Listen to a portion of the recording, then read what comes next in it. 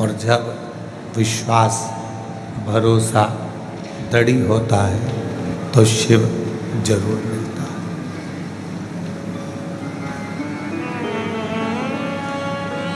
शिव को मिलने में देरी नहीं होती। एक बड़ा सुंदर सा संवाद है शिव महापुराण का। चंचुला देवी अपने पति का अंतिम संस्कार कराकर काशी गई।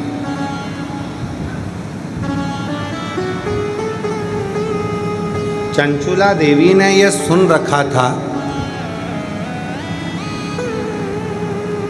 चंचुला देवी के मन में यह भाव आ गया था कि मैं वेधव्य हूँ, पति चले गए। आंखों में नीर भरी थी, जल रो रही थी। कहीं कथा चल रही होगी तो उसके कानों में आ गया, उसके कानों में शब्द आ गया, कुछ शब्द चंचुला देवी के कानों में शिव महापुराण के आ गए, कुछ शब्द।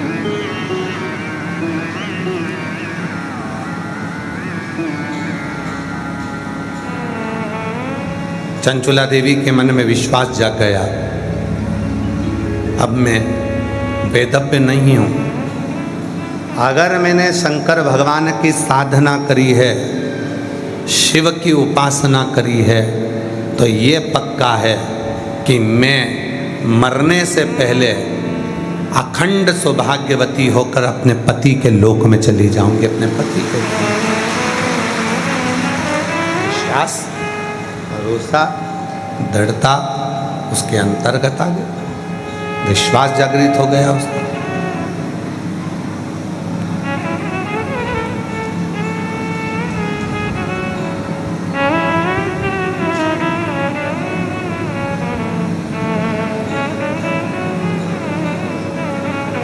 कितना सुंदर कहा है। जब चंचुला देवी बिंदु प्रेत योनि में पड़ गया और चंचुला देवी जब कथा सुनने के लिए बैठी, थोड़ा सावधानी से जितने भी ऑनलाइन कथा को सुन रहे हैं, फेसबुक यूट्यूब पर, आस्था चैनल पर, और जो कुबेरेश्वर बाबा के इस पवित्र कंकर शंकर की भूमि पर कथा सुन रहे हैं, थोड़ा ध्यान लगा कर सुनो, सावधान।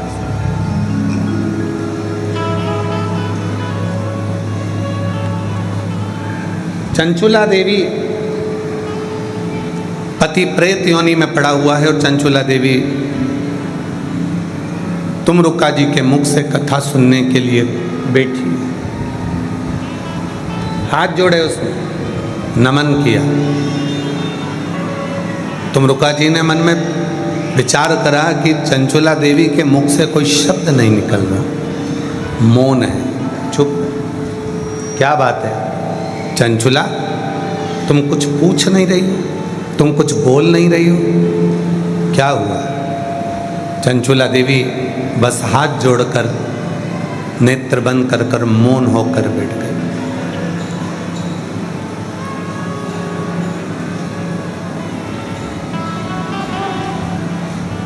मेरे मन की एक अभिलाषा है, बस वो अभिलाषा जिस दिन मेरी पूरी होगी, मैं जान जाऊंगी कि शिव कंकर कंकर में शंकर बनकर विराजमान है।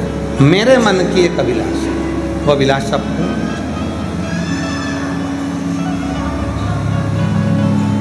तुमरुका जी ने, भगवान देवाधिदेव महादेव जब शिव महापुराण के यजमान बनकर बैठे,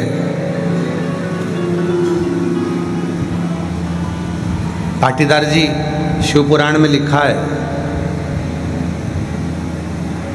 भागवत कथा के यजमान थे राजा परीक्षित, श्री रामचरितमानस के यजमान थे काशी नरेश,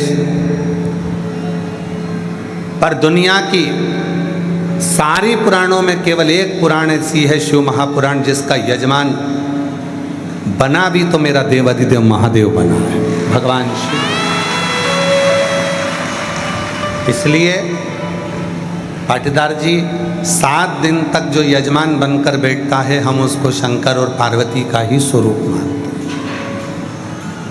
कहीं शिव जी ने कृपा कर कर आपको इस कथा का यजमान पद देकर विराजमान करा, और भगवान से प्रार्थना करना, जितने भी यहाँ पर बैठे हो और जितने ऑनलाइन कथा को सुन रहे हो, फेसबुक यूट्यूब पर सुन रहे हो, आस्था चैनल पर सुन रहे हो, बाबा से आज कथा के मध्य में ये प्रार्थना करना कि तुम मुझको ऐसी कृपा करना कि एक दिन मैं भी कथा का यजमान बनूं और बाबा की कृपा से कथा में जाकर बैठूं। ऐसी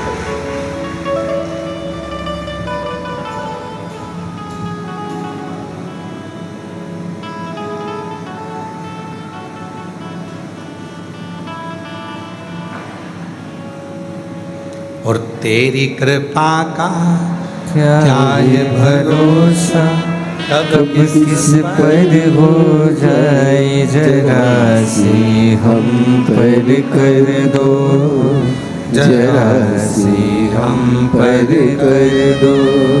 तेरी कृपा का क्या है भरोसा, कब किस पर हो जाए जरा सी हम पर कर दो, जरा सी हम पर कर दो। जिस पर भी हो गई तेरी कृपा करुणा, भव पार हुआ, भव पार हुआ। पापी हो चाहे जितना, उसका भी बाबा उद्धार हुआ, उद्धार हुआ। गिद्ध गणिका जैसे तेरे मन को भाई जरा सी हम पर कर दो, जरा सी हम पर कर दो। तेरी कृपा का क्या है भरोसा, कब किस पर हो जाए जरा सी हम पर कर दो, जरा सी हम पर कर दो। चंचुला देवी के मन में एक भाव था। तुमरुका जी ने हाथ जोड़कर ईसर गोरा बनकर आए हुए भगवान शिव और पार्वती जी से पूछा, प्रार्थना करिए। चंचुला के मन में चल क्या रहा? शिव जी मुस्कुराकर बोले, चंचुला जो मांग रही है वो दुनिया की किसी स्त्री ने आज तक नहीं मांगा। क्या मांग रही है? शिव जी बोले, बड़ा मुश्किल है देना।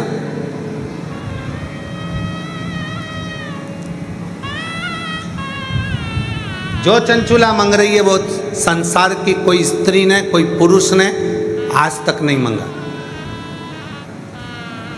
और इस अवस्था में आने के बाद तो कभी नहीं मांगा। तुमरुका जी ने पूछा कि आप बताओ, मुझे तो मालूम पड़े कि शिव महापुराण की कथा सुनने वाली चंचुला देवी आखिर मांग क्या रही? शंकर जी कहने लगे, विधि के विधान को पलटना पड़ेगा, ब्रह्मा के लेख को पलटना पड़ेगा, संसार की रीत को बदलना पड़ेगा जो चंचुला मांग रही है। तो भगवान तुमरुका जी ने पूछा, मांग क्या रही है? तो कहा, चंचुला मांग रही है, भले में बेधव्य हो गई, पर मैं जब प्राणों को त्यागूं तो पति लोक में रहूं और सतियों के तीर्थ में निवास करूं, बस ऐसी प्रार्थना। जहां अखंड सौभाग्यवती सतियां रहती हैं, जहां सावित्री रहती है, जहां अनसुईया रहती है, जहां पार्वती रहती है, जहां सती रहती है, जहां ललिता रहती है, जहां स्वयं माँ जगत जननी जगदम्बा अम्बा स्वयं निवास करती है, जिस सती लोक में लक्ष्मी रहती है, जिस सती लोक में पार्वती रहती है, जिस सती लोक में स्वयं ब्रह्माणी रहती है, जिस सती लोक में सावित्री अनसुईया अनेक अनेक संसार की सारी सतियां जिस लोक में निवास करती हैं, उस लोक में चंचुला कहती है कि मुझे जाना है, मुझे जाना, उस लोक में मेरा निवास होना चाहिए। पर ये तो बेधव्य हो गई, फिर उस लोक में कैसे रहेगी? शिव जी बोले, यही तो टेंशन है विधि के विधान को पलटना पड़ेगा, ब्रह्मा के लेख को पलटना पड़ेगा। और अगर इसने कथा पूरी सुन ली तो फिर विधान पलटना ही पड़ेगा और मुझे आखिरी में से पति के लोक में अखंड सौभाग्यवती बनाकर भेजना ही पड़ेगा। भेजना।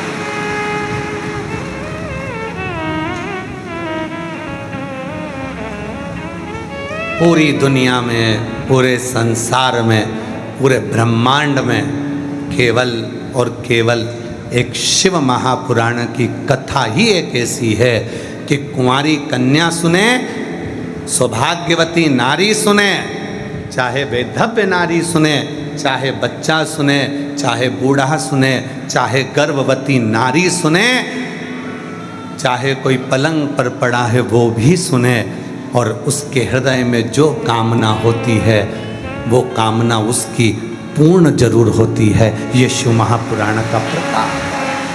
जो कामना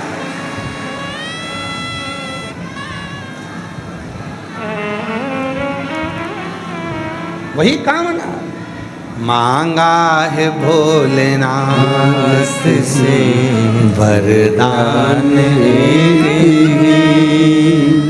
आप जितने बैठते हो सब बोला करो, क्योंकि कंकर शंकर की भूमि है। आप जो बोलोगे बाबा आपको वैसा ही प्रदान करेंगे। हृदय से बोलो, मांगा है भोलेनाथ से वरदान एक ही, तेरी कृपा बनी रहे जब तक है जिंदगी, तेरी कृपा बनी रहे जब तक है जिंदगी। मांगा है भोलेनाथ से वरदान एक ही, मांगा है भोलेनाथ से वरदान एक ही। हमें और कुछ नहीं चाहिए। जो हमने विचार करा, तुमरुका जी हाथ जोड़कर भगवान ईश्वर और गोरा शिव और पार्वती से बोलते हैं, अब आप बताओ क्या चंचुला देवी को वो मिल जाएगा जो उसने मांगा है? जो भगवान शंकर ने तुमरुका जी से कहा शिव महापुराण की कथा के प्रारंभ में, महत्तम में, आज इस व्यासपीठ से आप सबको कहूँ, शंकर जी ने अपना स्थान छोड़कर खड़े होकर कहा, सुनो तुमरुका जी, केवल चंचुला नहीं, संसार में जन्म लेने वाला मनुष्य अगर दिल से मेरी इस पवित्र कथा को श्रवण करेगा तो जैसे चंचुला ने जो मांगा वैसा उसको दिया, और जिसकी जो कामना होगी उसको वही प्राप्त हो जाएगा। जो मांगा उसे वो मिल गया। जो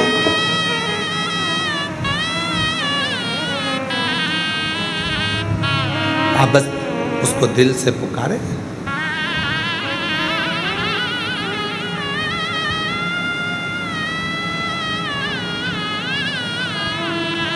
कल एक बात कही थी,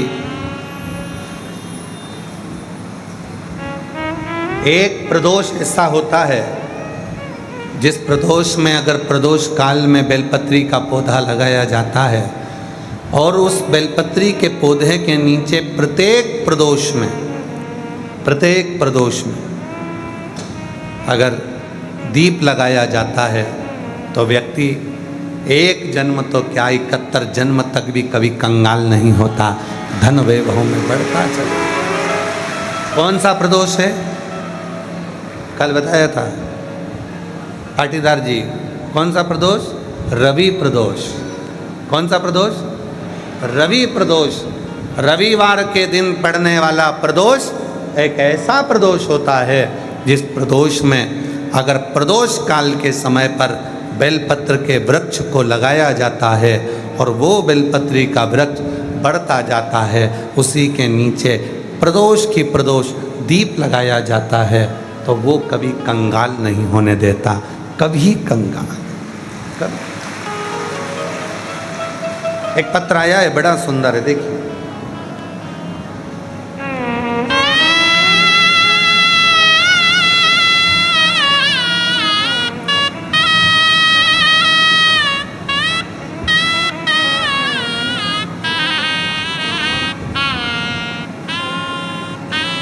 प्रदोष के दिन दीपक लगाने का और प्रदोष की पवित्र आनंदमय भक्ति करने का, कुबरेश्वर धाम पर बैठकर कथा श्रवण करने का, और कुबरेश्वर धाम से अगर ऑनलाइन कथा मिल रही है तो अपने अपने घरों पर बैठकर सुनने का क्या फल होता है वो इस पत्र में।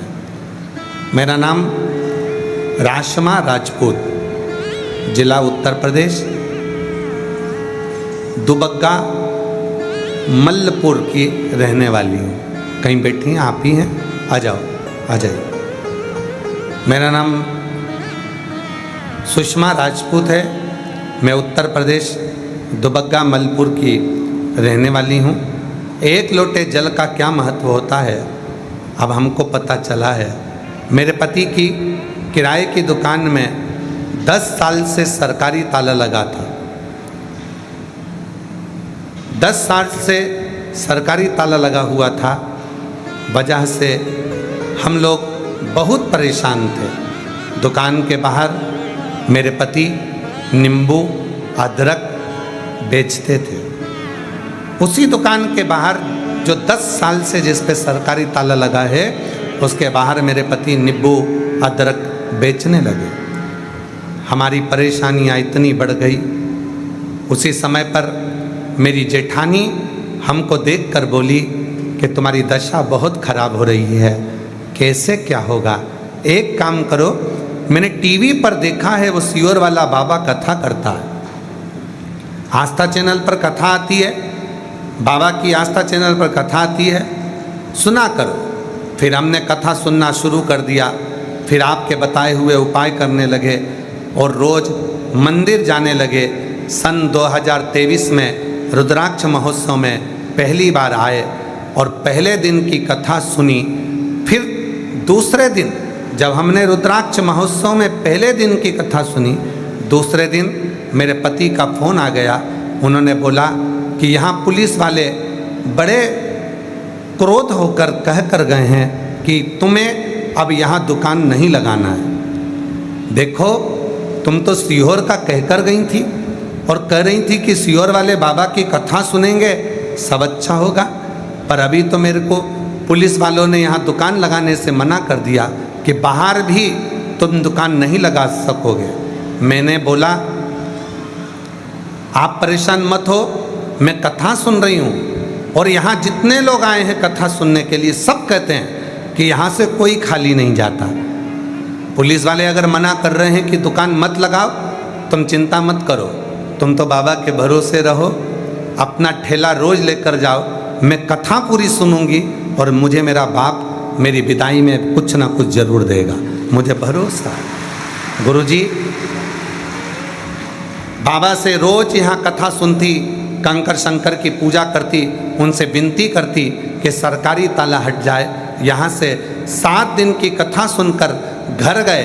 अगले दिन दुकान से मेरे पति आए और उन्होंने बोला कि तुम्हारे बाबा ने सुन लिया, कोई रुपया नहीं लिया और बाबा ने सरकारी ताला खोल दिया। और सरकारी ताला खुला। आज बाबा की ऐसी कृपा हो गई, जिस दुकान की कामना किराए से लेते थे आज वो खुद की हो गई और बाबा की कृपा से सारा बाबा ने संभाल लिया। गुरुदेव, लाइसेंस दूसरे का था दुकान का, आज बाबा ने वो खुद का बना दिया। थोड़ा नहीं देता बाबा, जब भी देता है छप्पर फाड़ कर देता है। वो शिव, वो उखड़ी, वो शंभू है, वो त्रिकालदर्शी है, वो कैलाशी है, वो कैलाशी। विश्वास किसको कहते हैं? भरोसा किसको कहते हैं?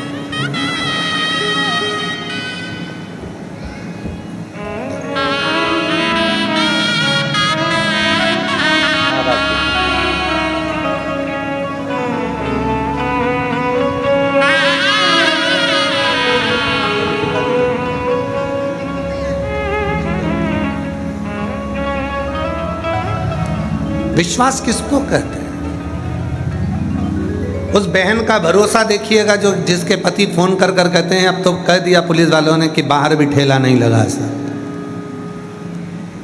और वो कथा सुनकर कहती है कि मुझे भरोसा है मेरा पिता मुझे खाली नहीं भेजे। भरोसा इसी को कहते, विश्वास इसी को कहते। मेरी जीजियों, मेरे जीजाओं, मेरी बेटियों बेटाओं, मेरे बुजुर्ग माँ बाप, चाहे आप ऑनलाइन कथा सुन रहे हो, घर बैठकर सुन रहे हो, टीवी पर सुन रहे हो, मोबाइल पर सुन रहे हो, चाहे जो भक्त यहाँ आए हैं वो सुन रहे हैं, विश्वास रखना, कथा सुनकर जा रहे हो, ये कथा तुम्हें बोनस में मिली है, नहीं तो आए तो केवल बाबा की पूजन करने थे। आए तो तुम बाबा की पूजन करने थे, आए तो तुम रुद्राक्ष लेने थे, आए तो तुम केवल कंकर शंकर की पूजन करने थे, पर कथा मिल गई तो समझ लेना कि कहीं ना कहीं 3 महीने में वापिस मेरा बाबा तुमको यहाँ बुलाने वाला है।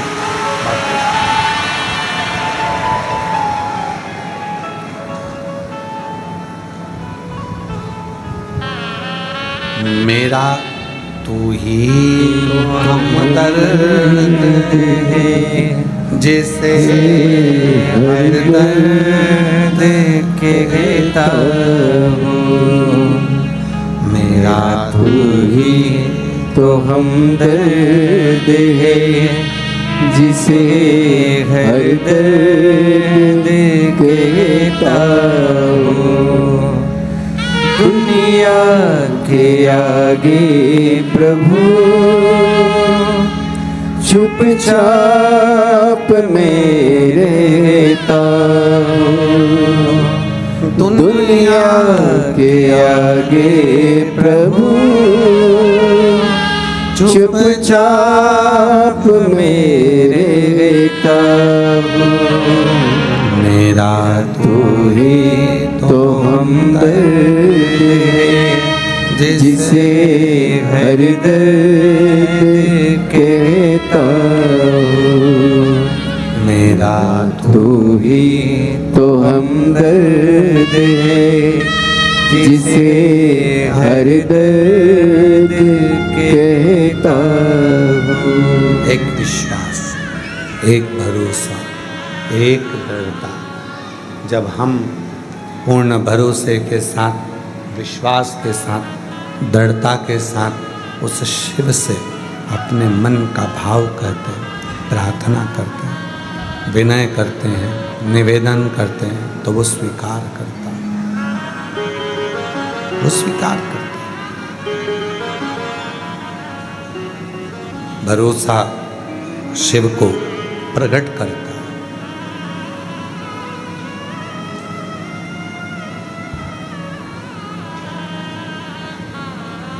आपकी वाणी से जो शब्द निकल रहे हैं, आप भगवान से जो प्रार्थना कर रहे हैं, वो स्वीकार करेगा, ये निश्चय। अगर भरोसा है तो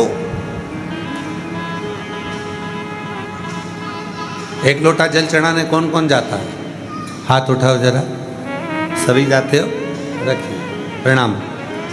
आपके चरणों को नमन है हमारी तरफ से।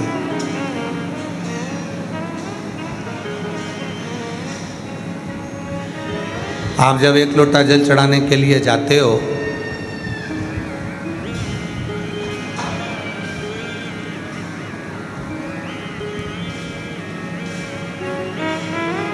घर में से एक लोटा जल पानी भरते हो, लोटा उठाते हो, लेकर जल भरा, शिवालय तक गए। ढेरों काम घर में पड़े हैं। सुबह का समय भोजन भी बनाना है, बच्चों को स्कूल भी भेजना है, माता पिता को भी देखना है, घर के बुजुर्गों को भी देखना है, घर का झाड़ू पोछा भी पड़ा हुआ है, रसोई घर भी पड़ा हुआ है। सब काम करते करते करते करते बीच में से थोड़ा सा समय निकाला, लोटा भरा, दौड़कर शंकर के मंदिर पहुंच गए, जल चढ़ा दिया। तुम्हें क्या लगा कि मैं शिव के मंदिर में जाकर जल चढ़ा कर आ गई? मेरी जीजियों, मेरे जीजाओं, मेरी बेटियों, मेरे बेटाओं, मेरे बुजुर्ग माँ बाप, तुमने तो जल चढ़ाया, पर शंकर भगवान को जल चढ़ाकर तुमने अपना कर्जदार बना दिया। शिव जी को लगा अपने व्यस्त समय में से इसने समय निकाला, मुझको दिया, और जब इसके जीवन में तकलीफ होगी तो मैं कितना भी व्यस्त होऊंगा, समय निकाल कर इसका दुख मिटाने जरूर। इसका कष्ट मिटाने के लिए मुझको जाना पड़ेगा, इसकी परेशानी मिटाने के लिए मुझको पहुंचना पड़ेगा, मुझे जाना।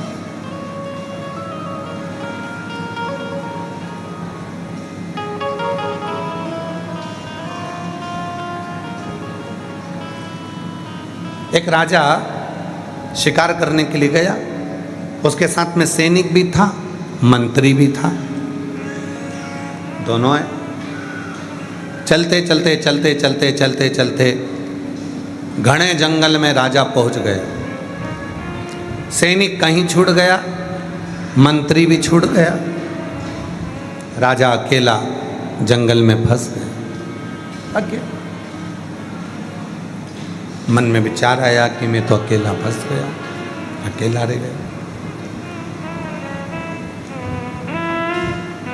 अब इस घने जंगल में कौन मेरा साथ देगा, कौन मेरा होगा? घने जंगल में फंसा हुआ। मंत्री सैनिक उसको ढूंढ रहा है, सैनिक भी उसको ढूंढ रहा है, मंत्री भी उसको ढूंढ रहा है, दोनों उसको ढूंढ रहे हैं।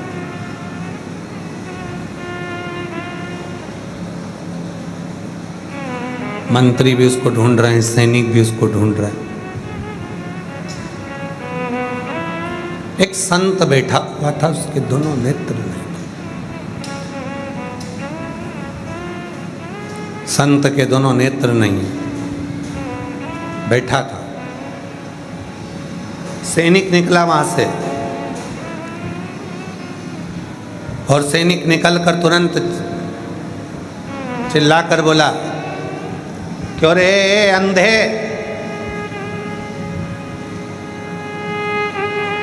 किसी को देखा है तूने या किसी के शब्द सुने यहां से जाते हुए? संत ने कहा, मुझे नहीं मालूम, कोई नहीं गया। थोड़ी देर बाद वहां से मंत्री निकल कर गया।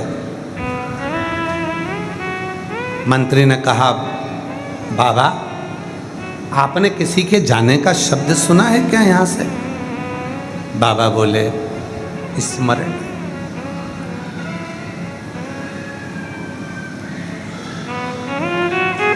दोनों निकल गए। थोड़ी देर बाद वहां से राजा निकला, नीचे बैठा, चरणों में हाथ जोड़कर प्रार्थना करी, बाबा जी मैं नमन करता हूँ आपके चरणों को।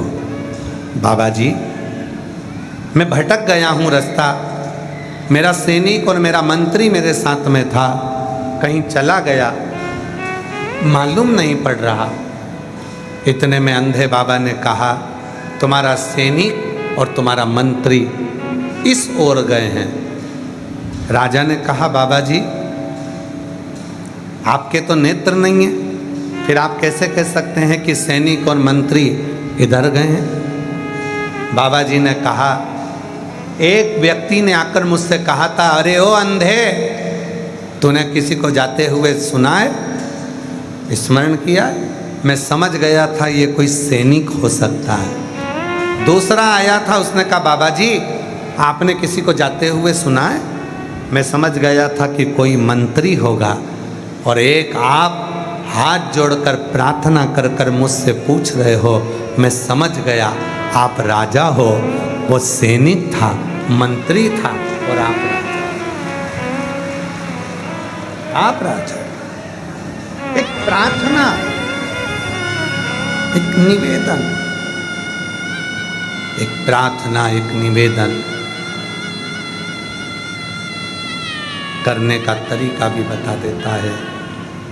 एक प्रार्थना, एक निवेदन करने का तरीका बता देता है कि शिव तक हमारी वाणी पहुंची कि नहीं पहुंची। प्रार्थना और निवेदन का तरीका बता देता है कि हमारी वाणी भगवान शंकर तक पहुंच रही है कि नहीं पहुंच रही।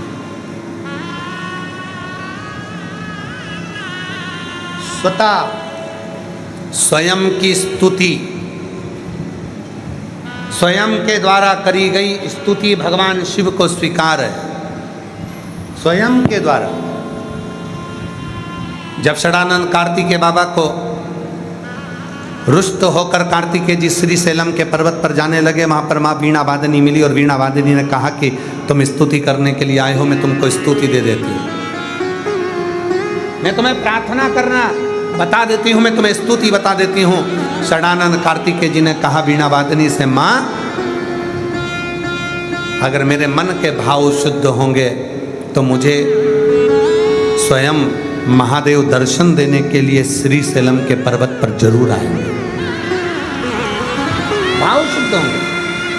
संसार के कई लोग ऐसे हैं जो दिन भर स्तुतियां गाते हैं, दिन भर प्रार्थना करते हैं, तो भी भगवान कभी उनके लिए करुणा नहीं करते हैं, दर्शन नहीं देते। और संसार के कई लोग ऐसे हैं जो कोई स्तुति नहीं जानते, कोई श्लोक नहीं जानते, कोई मंत्र नहीं जानते, कोई साधना नहीं जानते। कई लोग ऐसे हैं, आप भी ऐसे ही हैं, हम भी ऐसे ही हैं। हमें ना तो कोई मंत्र आता है, ना हमें कोई साधना आती है, ना हमें कोई तप करना आता है, हमें ना कोई तप, कोई साधना, कोई दिखावा करना नहीं आता। और हमें विश्वास है आप लोग भी बैठे हो, आप लोग भी बैठे हो।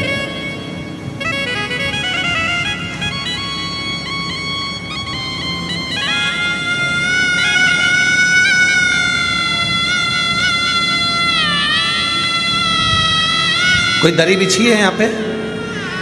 जम के बोलो पीछे। बैठने के लिए कोई दरी बिछी है? आप लोगों के लिए कोई कारपेट बिछाया गया? जम के बोलो नहीं बिछाया गया। बिछाया है? नहीं। यहाँ कुछ बिछाया आप लोगों के लिए? नहीं। यहाँ बिछाया आप लोगों के लिए? नहीं।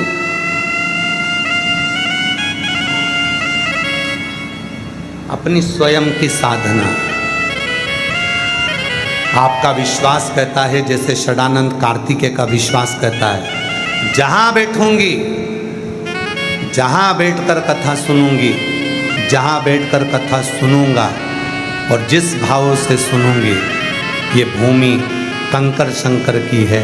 एक बारीक सा भी कंकर मेरे शरीर को लगेगा और जब मैं दिल से श्री शिवाय नमस्तुभ्यम 5 बार कहने के बाद अपने मन की कामना करूंगी, तो वो कंकर शंकर सुनेगा और मेरी कामना पूर्ण कर देगा। ये विश्वास आपके भीतर,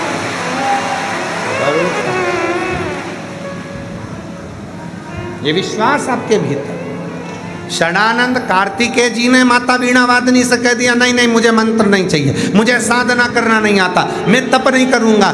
भगवान षडानंद कार्तिकेय जी कहते हैं, मैं तो केवल मेरे हृदय के भाव को शिव से कहूँ, हृदय के।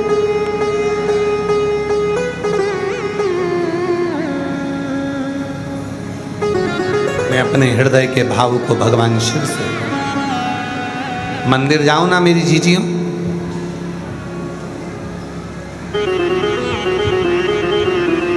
अगर मंदिर जाओ,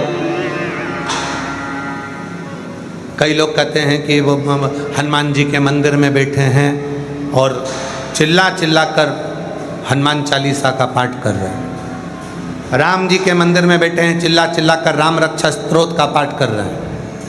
शिव के मंदिर में बैठे हैं, शिव चालीसा का पाठ चिल्ला चिल्ला कर रहे हैं। तांडव स्तोत्र का पाठ कर रहे हैं,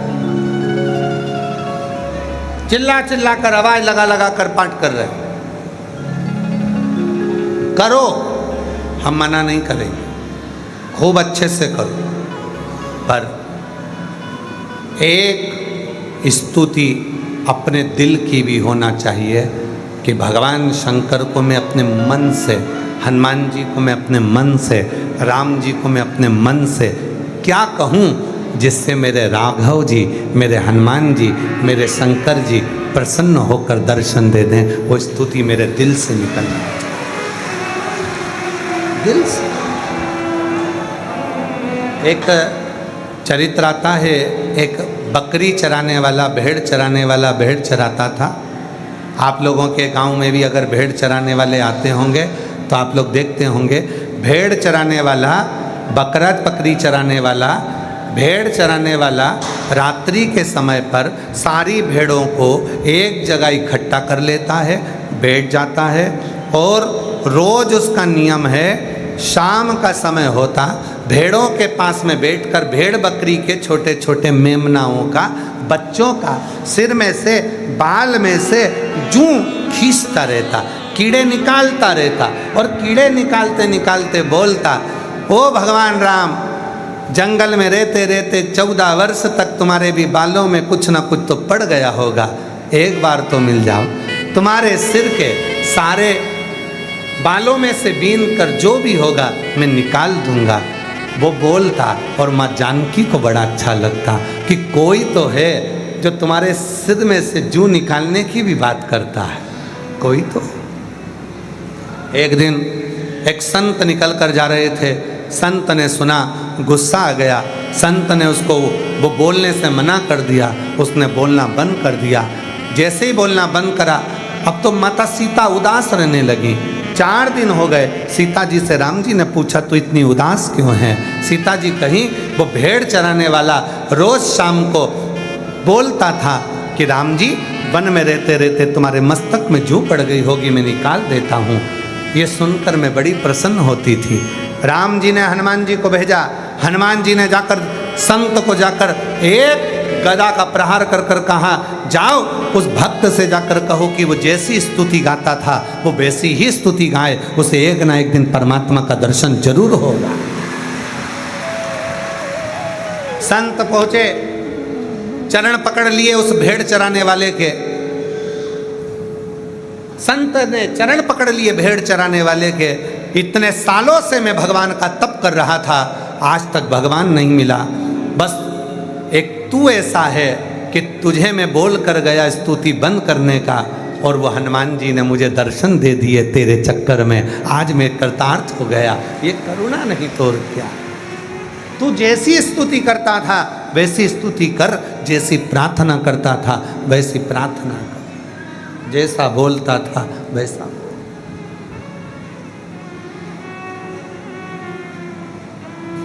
एक स्तुति अपनी तरफ से होना चाहिए। शिव जी के मंदिर में जाओ तो अपनी तरफ से कोई भी स्तुति गाओ, कोई भी स्तुति, तुम्हारा जो मन कर जाए। बच्चों जैसे, बच्चे देखें, दादी उठकर चली जाती है, बच्चे अगरबत्ती की तीली उठा लेते हैं और ऐसे घुमा घुमा के मुंह से बड़बड़ाते रहते हैं कुछ ना कुछ कुछ ना। अब उसको न मंत्र आता, न तप आता, न साधना आती, कुछ भी नहीं आता, बस वो तो उठाकर दादी जैसा कर रहा है, उसमें भी एक ना एक दिन मेरा शिव कृपा कर रहा है, ये निश्चित है। वो करे कुछ भी अपने मन से। एक पत्र है जिसमें एक बहन ने लिखा, मैं आपको नहीं जानती थी, मैं कुबेरेश्वर धाम नहीं जानती थी, मैं शंकर की पूजन करने नहीं जाती थी, मैं साधना नहीं करती थी, मैं मंत्र नहीं जानती थी और मैं कुछ भी नहीं जानती, तो भी मेरे शिव ने कृपा करी। और वो पत्र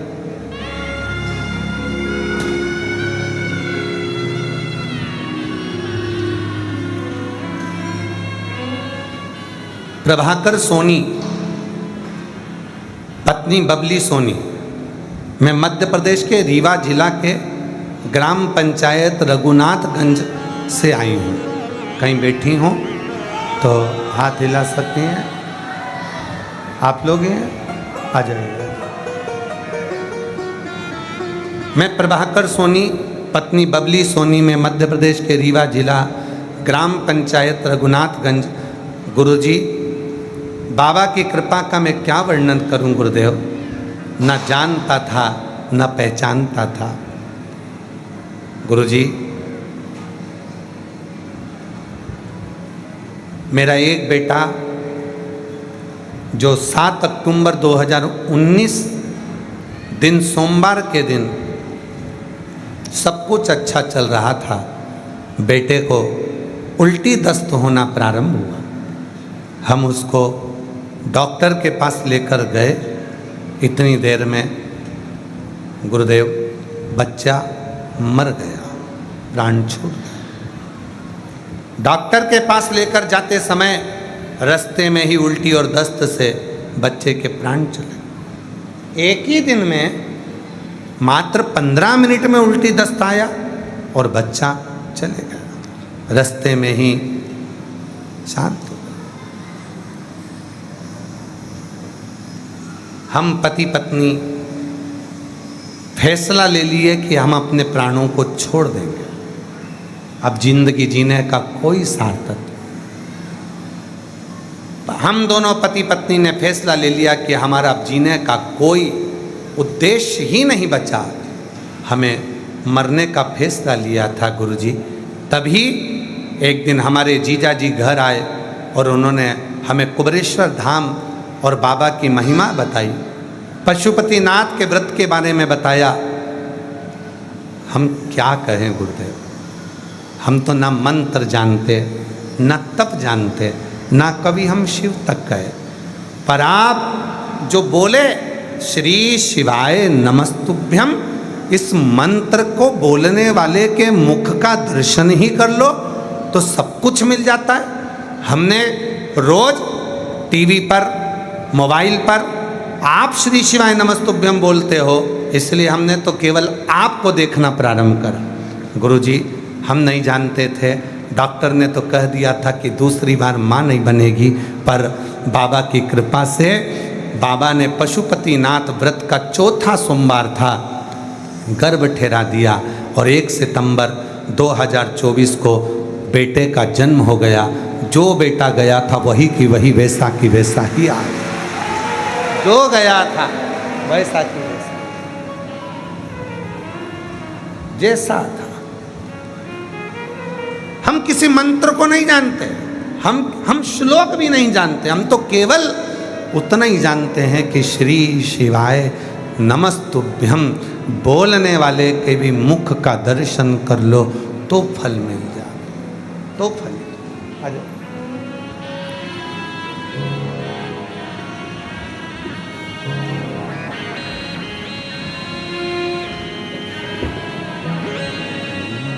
मेरा तू ही तो हमदर्द है, जिसे हर दर्द कहता हो।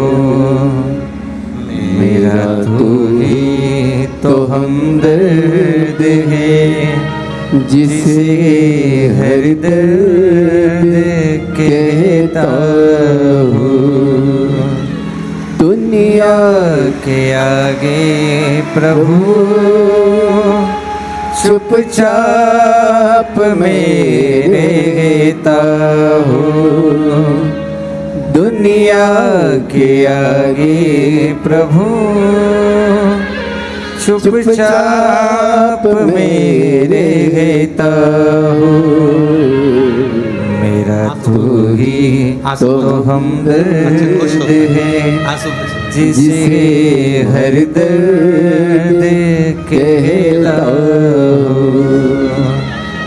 मेरा तू ही तो हमदर्द है, जिसे हर दर्द कहता हो। जग है छलावा तेरे अलावा, किसी पे भरोसा नहीं, किसी पे भरोसा नहीं। मुझे दाना पानी सिवा तेरे दानी, किसी ने परोसा नहीं, किसी ने परोसा नहीं। भला कैसे भूलूं मैं तेरी मेहरबानियाँ।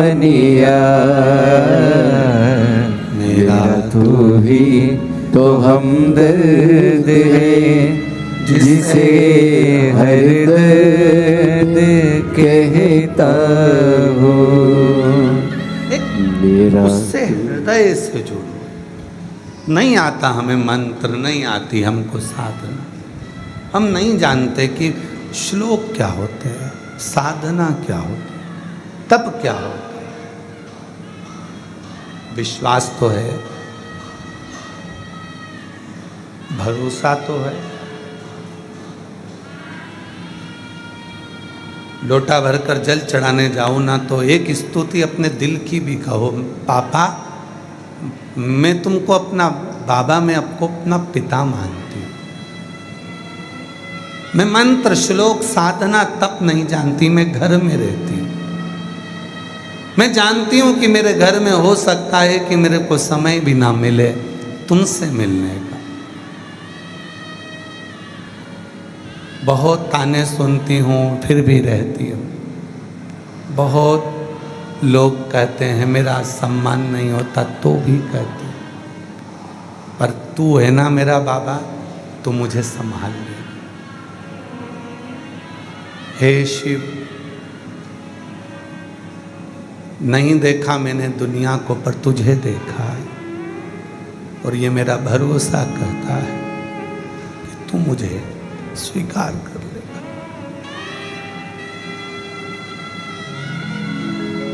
स्वीकार है तेरे आश्रित, तेरे आश्रित। एक स्तुति अपनी होना चाहिए अपनी तरफ से। आप श्लोक ना जाने, मंत्र ना जाने, साधना ना जाने, तप ना जाने, कुछ ना जाने, तो भी एक अपनी ओर से कहो, अपनी ओर से। कई बच्चे नवयुवक लड़का लड़कियां कहते हैं कि हमारी लाइफ क्या है, आने वाला समय क्या है। मैं नवयुवक बेटा बेटियों से कहता हूं कि अगर एक बार शिव को तुमने अपना बना लिया तो तुम्हारी लाइफ कैसी होगी वो निश्चित निर्णय देगा, और वहीं लेकर जाएगा जहां तुम उन्नति की सीढ़ी पर चढ़ सकते हो।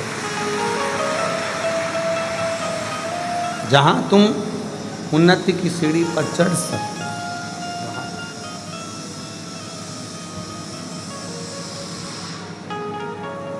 हृदय चित्त मन,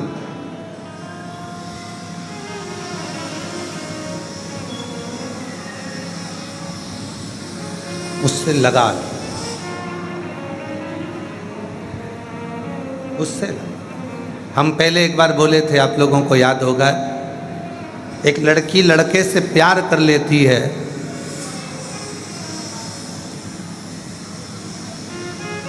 और जब प्यार हो जाता है तो खर्चा जिससे प्यार किया वही उठाता है। मोबाइल में बैलेंस भी वही डलवाएगा, झुमका भी वही दिलाएगा, कपड़े भी वही दिलाएगा, चाउमीन भी वही खिलाएगा, गोलगप्पा भी वही खिलाएगा। प्यार किया है तो खर्चा वही उठाएगा। उसी तरह आप भी शिव से प्यार कर लो, प्रेम कर लो, तुम्हारी जिंदगी का सारा बोझ वही उठाए।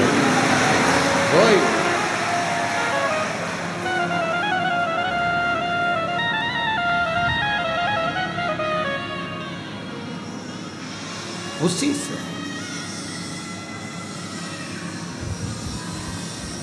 और भीड़ में तन्हाई में, दर्द में रुसवाई में, प्यार की गहराई में मुझे तुम याद आते हो,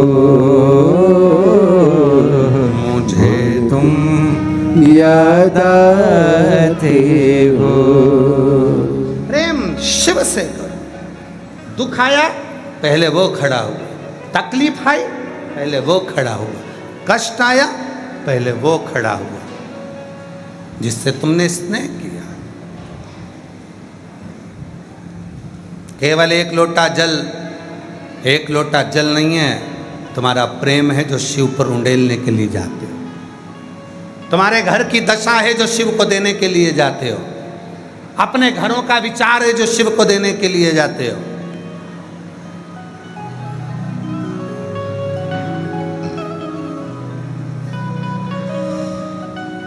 मंदिर जाते होगे, दूसरे मंदिर में भी आप जब जाते होगे तो वहाँ पर पंडित जी आपके हाथ में इतना बड़ा तांबे का पात्र होता है,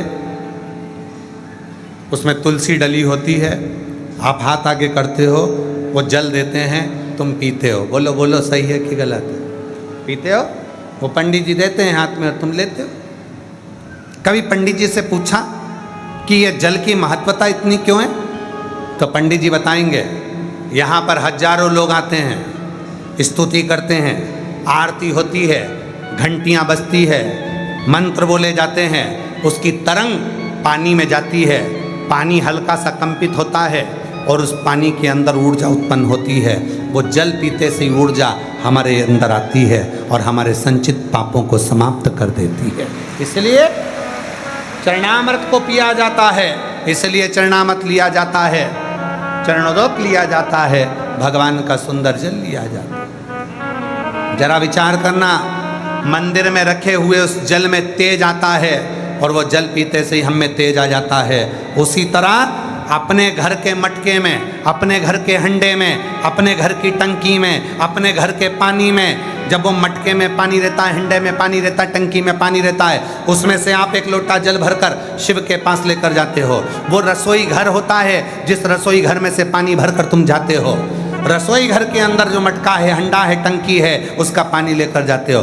दिन भर रसोई घर में क्या बात हुई, क्या क्लेश हुआ, क्या आप शब्द बोले गए, क्या हो रहा है, कौन चिड़चिड़ कर रहा है, क्या हो रहा है, ये रसोई घर में सब चलता है। और रसोई घर की तरंग उस पानी में जाती है। उस पानी को लेकर आप घर के अंदर से बाहर निकल कर जाते हो। घर के अंदर से जब निकलते हो, पूरा वास्तु उस जल के अंदर आ जाता है, पूरा क्लेश जल के अंदर आ जाता है, पूरी परेशानियां जल के अंदर आ जाती है, सारे घर के व्यक्ति का टेंशन जल के अंदर आ जाता है। और वो जल जब महादेव को चढ़ता है तो तुम्हारा घर अपने आप पवित्र होना प्रारंभ हो जाता है, वो जल शुद्ध हो।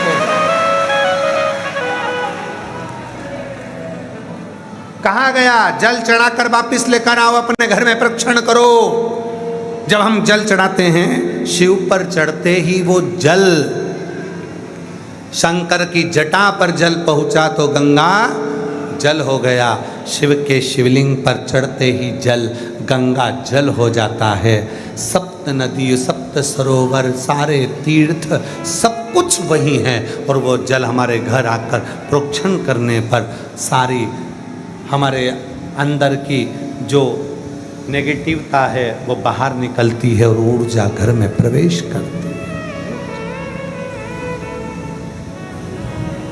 वो घर में प्रवेश कर।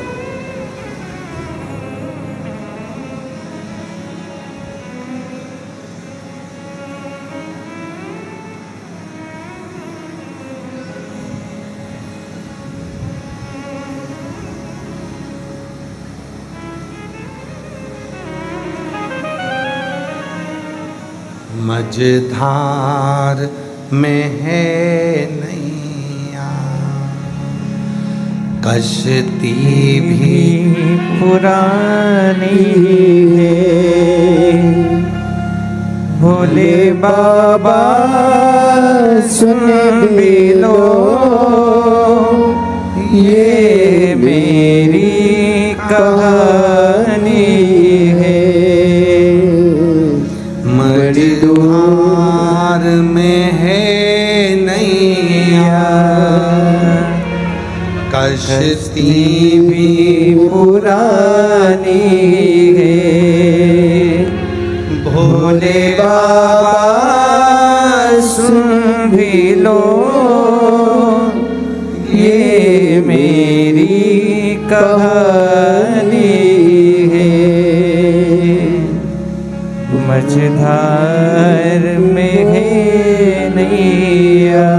वो एक लोटा जल तुम्हारी समस्या का हल कैसे बनता है? सारी दुनिया के लोगों को टेंशन है, सीवर वाले महाराज ने केवल एक ही शब्द दिया है, एक लोटा जल। जम के बोलो जरा, एक लोटा जल। ये पूरे विश्व में, केवल भारत देश में ही नहीं, विदेश में भी इस बात की चर्चा है कि एक लोटा जल सारी समस्या का हल कैसे बन सकता है। ये नारा कैसे बन गया, ये बच्चे बच्चे के मुख पर कैसे आ गया, ये बुजुर्गों के मुख पर कैसे आ गया। साधु संत सन्यासी तपस्वी साधक उपासक, कोई भी ब्राह्मण क्षत्रिय वैश्य शूद्र कोई भी हो, उसके मुख पर यह मंत्र है कि एक लोटा जल सारी समस्या का हल है। आखिर इस पे विचार करा गया कि ये जल समस्या का हल कैसे हो जाता है, क्योंकि सारी समस्या घर में आती है। दुकान की बात भी घर में आती है, फैक्ट्री की बात भी घर में आती है, व्यापार की बात भी घर में आती है, बच्चे भी घर में बात करते हैं। और जब घर में मंथन होता है विचारों का, सब टेंशन घर में जब आता है तो वो जल में तरंग जाती है, और जल में वो तरंग गई और वही लोटा भरकर जब शिव को चढ़ा तो सारी समस्या शिव की हो गई और उसका हल निकलना प्रारंभ हो गया, उसका हल निकलना प्रारंभ।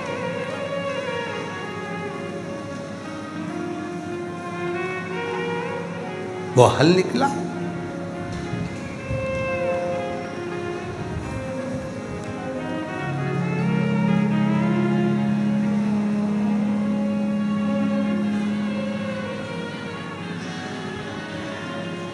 प्रभु के नाम का उच्चारण हो उसमें।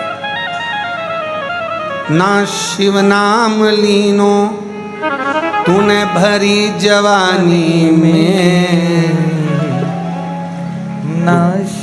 ना शिव नाम लीनो तूने भरी जवानी में, तू डूब के मर जा रे चुल्लू भर पानी में, तू डूब के मर जा रे चुल्लू भर पानी में। अगर हम भरी जवानी में शिव का न भजन करेंगे, भगवत भजन ना करेंगे, तो हमारा अंत केवल एक चुल्लू भर पानी में डूब के मरने के बराबर। ना शिव नाम लीनो तूने भरी जवानी में, ना शिव नाम लीनो तूने भरी जवानी में, तू डूब के मर जा रे चुल्लू भर पानी में। अच्छा, कभी कभी सोचने में आता है चुल्लू भर पानी में इतना बड़ा मरेगा कैसे? ये भी तो एक टेंशन वाली बात है। इसको मरने के लिए तो नदी भर के पानी चाहिए, कुआं भर के चाहिए, अभी चुल्लू भर किसे कह दिया? तो चुल्लू भर में कौन मर सकता है? तो कहा जो शिव को नहीं भजता, शंकर का स्मरण नहीं करता, जो अपने जीते जी जो शिव को एक लोटा जल तक नहीं चढ़ाता, वो मनुष्य नहीं कहलाता, वो केवल एक खाता पीता पसर जाता ऐसा कीड़ा होता है। और कीड़ा चुल्लू भर पानी में डूबकर मर सकता है। कीड़े का काम क्या है? खाया पिया,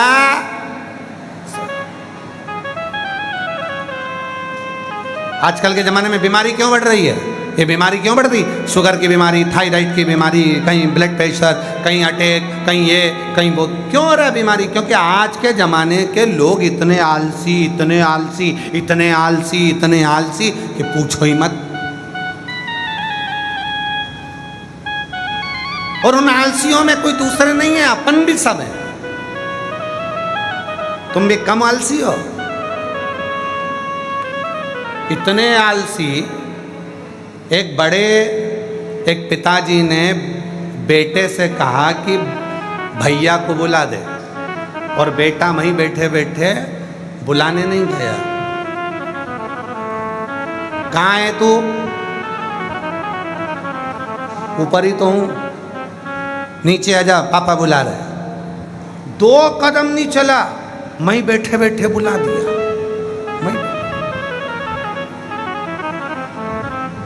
पापा ने कहा पानी ला दे। मैं बैठा इंतजार कर रहा, खुद को भी प्यास लग रही है, जा ही नहीं रहा, इतना व्यस्त था मोबाइल में, हिल ही नहीं रहा। आलसी, न खुद पीने जाए ना पिलाए।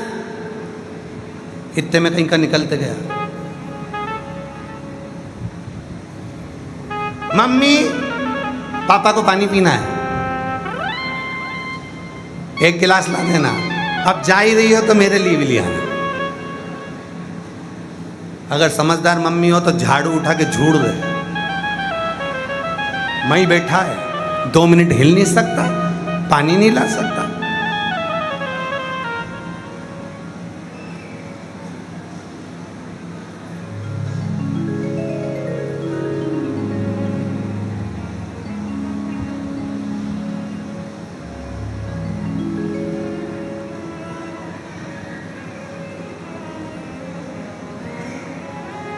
हमारे घर का एक नियम है, हमारे यहाँ स्वयं का काम स्वयं को करना पड़ता है, रीति है।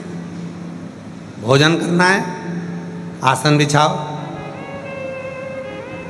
पानी भर के बैठो, आएगा भोजन। 50% काम तुमको करना है, चल दो। भोजन बनाने वाला कोई सेवक नहीं, बर्तन साफ करने वाला कोई सेवक नहीं, झाड़ू पोछा करने वाला कोई सेवक नहीं। जितने घर में माताएं हैं वो अपना अपना कर्म बांटिए, तुम ये करना है, तुम्हें ये करना है, तुम्हें ये करना है, और भोजन बनाना सबको मिलके, और भगवान को भोग लगाना और सबको पकाना। कोई स्वतः कर्म करिए। पर आज आदमी इतना आलसी हो गया कि हाँ, एक काम आदमी आलसीपन में नहीं करता, केवल कुत्ता घुमाना। वो कुत्ता घुमाने में आलसीपन नहीं करता, वो कुत्ता बड़ी अच्छे बढ़िया मस्ती में घुमाता है कुत्ता। और उससे कह दो अपनी औलाद को ले ले और वो घुमा ला, फिर तो वो अपनी पत्नी को दे देगा, तुझसे संभालते नहीं बन रहा, रख ले। ये हो स्वतः करिए अपना कर्म, आदि बीमारियां तो दूर हो जाएंगी। अपनी स्तुति अपने मुख से अपनी एक स्तुति बनाओ, मेरे भोले बाबा को सुनाओ। बाबा मेरे मन का भाव कहता है तू मेरा।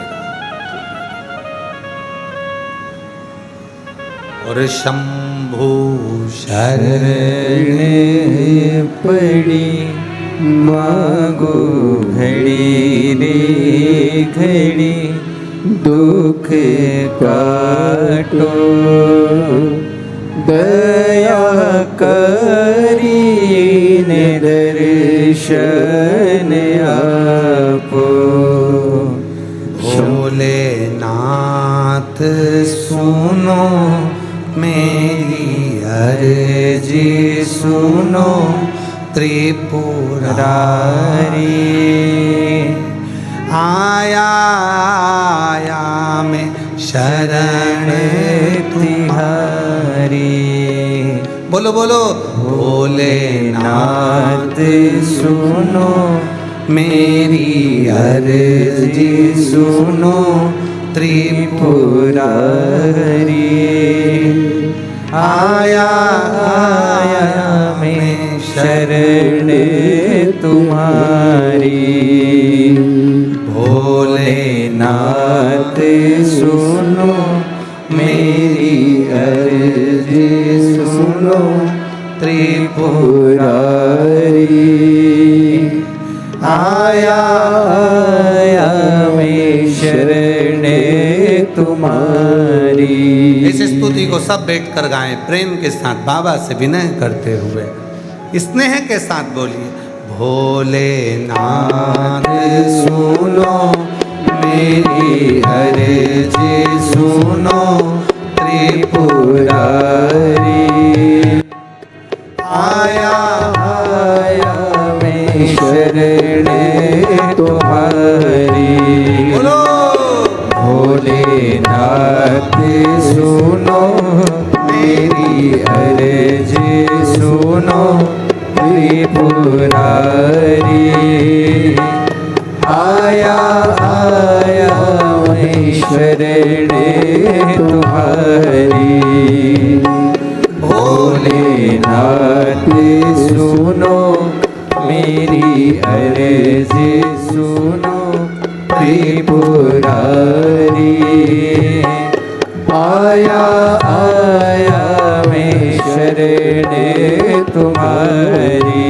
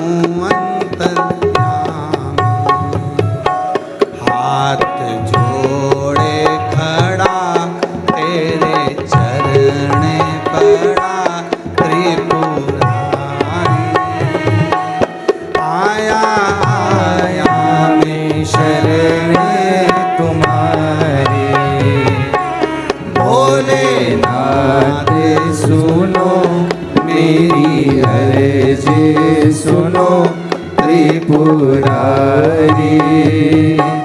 आया आया मैं शरणे तुम्हारी। भोलेनाथ सुनो मेरी अर्जी सुनो त्रिपुरारी। आया आया मैं शरणे तुम्हारी।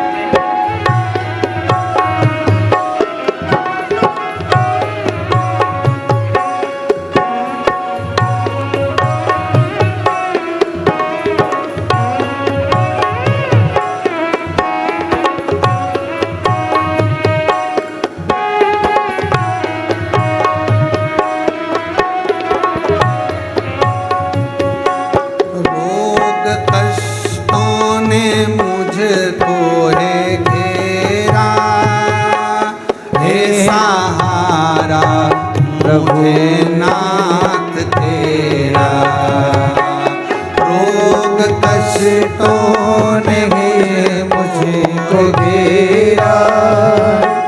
हे सहारा मुझे नाथ तेरा रोग कष्टों ने मुझको घेरा। हे सहारा मुझे नाथ तेरा। मैं पुकारूं तुझे तू बचा ले मुझे। मैं पुकारूं तुझे तू बचा ले मुझे त्रिपुरारी। आया आया शरणे तुम्हारी। भोलेनाथ सुनो मेरी अर्जी सुनो त्रिपुरारी। आया आया मैं शरणे तुम्हारी। भोलेनाथ सुनो मेरी अर्जी सुनो त्रिपुरारी। आया आया मैं शरणे तुम्हारी।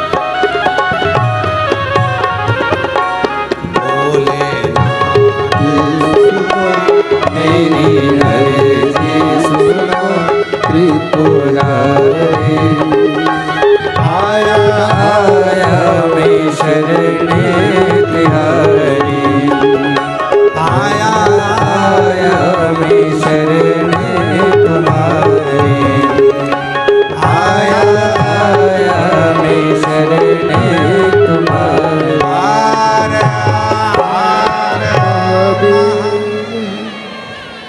अपने स्थान पर बैठकर बाबा को अपने मन का भाव करें।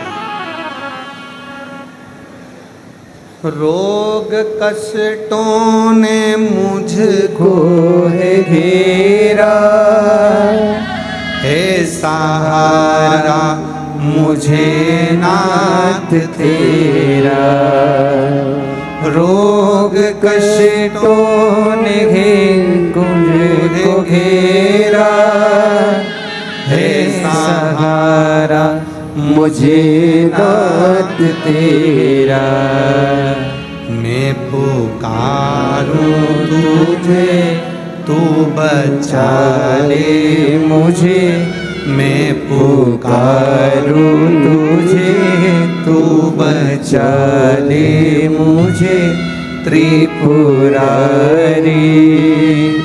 आया मैं शरणे तुम्हारी भोलेनाथ सुनो मेरी अर्जी सुनो त्रिपुरारी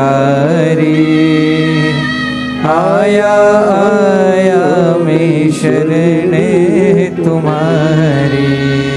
हृदय से बाबा को दिल की बात कहिए, बाबा को प्रार्थना करिए, विनय करिए, निवेदन करिए, बाबा को अपने मन का भाव कहिए। हृदय की भाव को कहेंगे वो सुनेगा। दिल से कंकर शंकर की भूमि से ऑनलाइन कथा सुन रहे हो, अपने अपने घर में रहकर भी यह भाव रखो कि हम कुबेरेश्वर धाम पर बैठकर कथा सुन रहे हैं। बाबा कंकर शंकर महादेव हमारी मनोकामना पूर्ण करेगा, ये भाव मन में लेकर आइए। हृदय से साथ में बोलिए, प्रार्थना करिए, विनय करिए।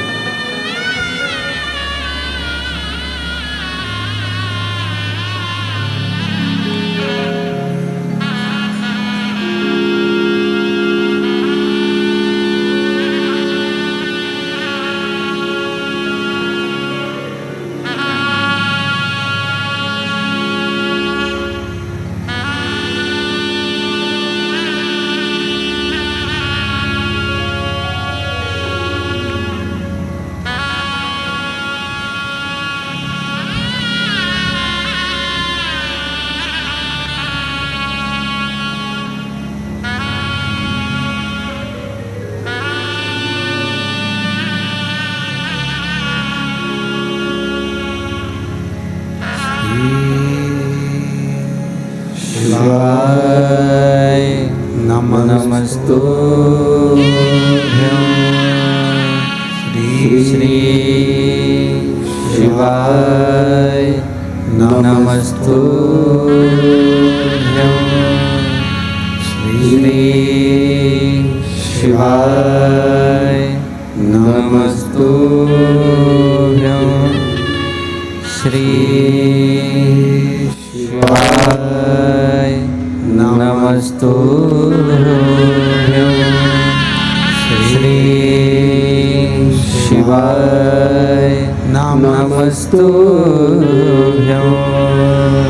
भोला सब दुख काटो हमारा भोला सब दुख काटो हमारा शिव शंकर जपो तेरी माला भोले बाबा जपो तेरी माला भोला सब दुख काटो हमारा भोला सब दुख काटो हमारा शिव मंगल मंगलकारी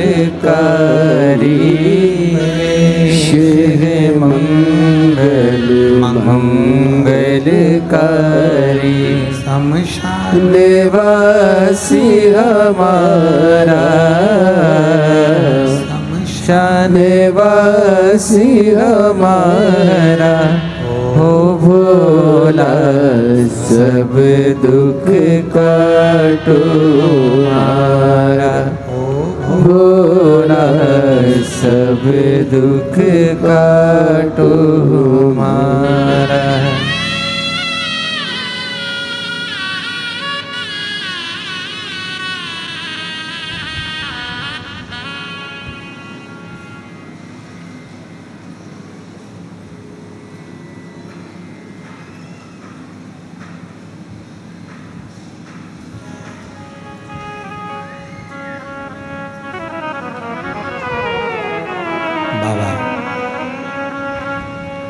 देव हृदय महादेव भगवान शिव गर्दानी त्रिकालदर्शी कैलाशी विनाशी भगवान शंकर की पवित्र कथा कर रही है।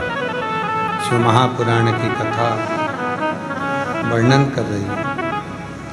शिव तत्व कह रहा है, शिव पुराण कह रहा है।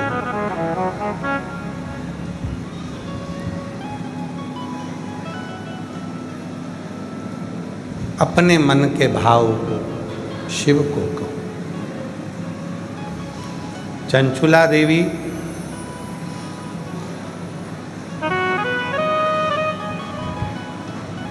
अपने हृदय के भाव को शिव से कहती थी। जिस दिन संसार का मनुष्य अपने मन के भाव को भगवान से कहना प्रारंभ कर दे, उस दिन वो ईश्वर उसके मन के भाव को स्वीकार करना प्रारंभ। हृदय का भाव तो कहें।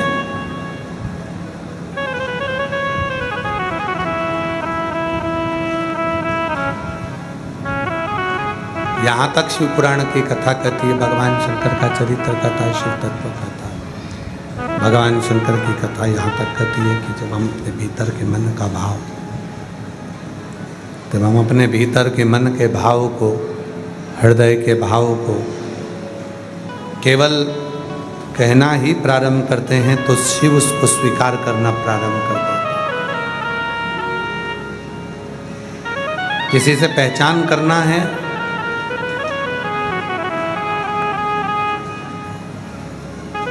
तो उससे बात करना पड़ेगा। थोड़ी चर्चा करिए, थोड़ी बात करिए।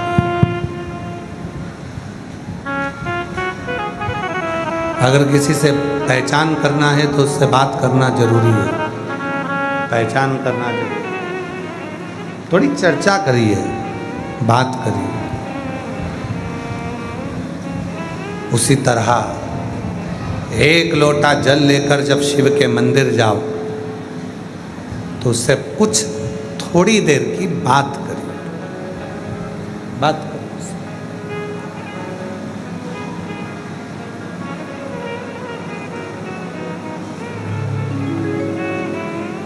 कुछ देर उससे चर्चा करो। शिव कथा कर रही है।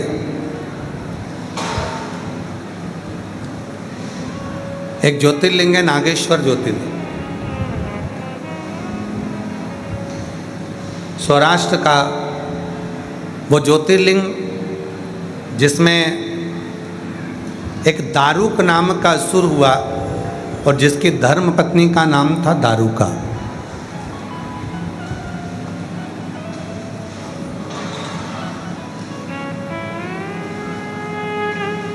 यदि आप लोगों ने उस दारुकासुर की कथा को पढ़ा होगा,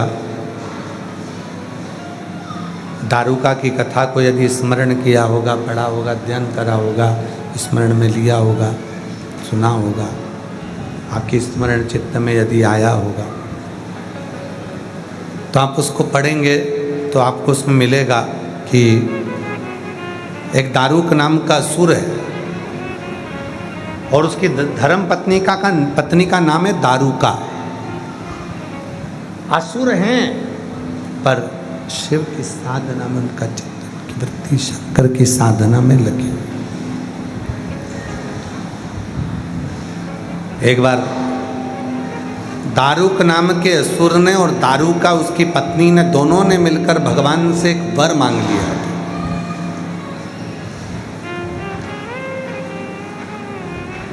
कि जिस वन में हम निवास करते हैं, इस वन को लेकर हम कहीं पर भी जाएं और वहां बैठकर हम अपना कार्य करें। जैसे शिव महापुराण की कथा में आता है, जहां पर बेलपत्र का वृक्ष होता है, वहां स्वयं भगवान श्री हरि ब्रह्मा और भगवान शिव निवास करते हैं। उसको बैकुंठ माना जाता है, जहां पर बेलपत्र का वृक्ष होता है, वो बैकुंठ।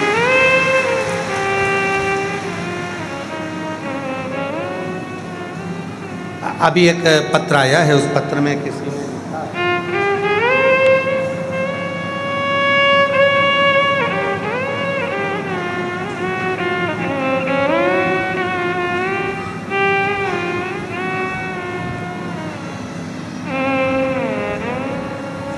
मेरा नाम श्यामाबाई प्रजापति है।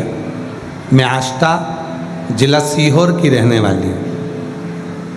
मैं श्री अवंतिका रेस्टोरेंट आष्टा जिला सीहोर के पास में निवास। कहीं बैठी हैं?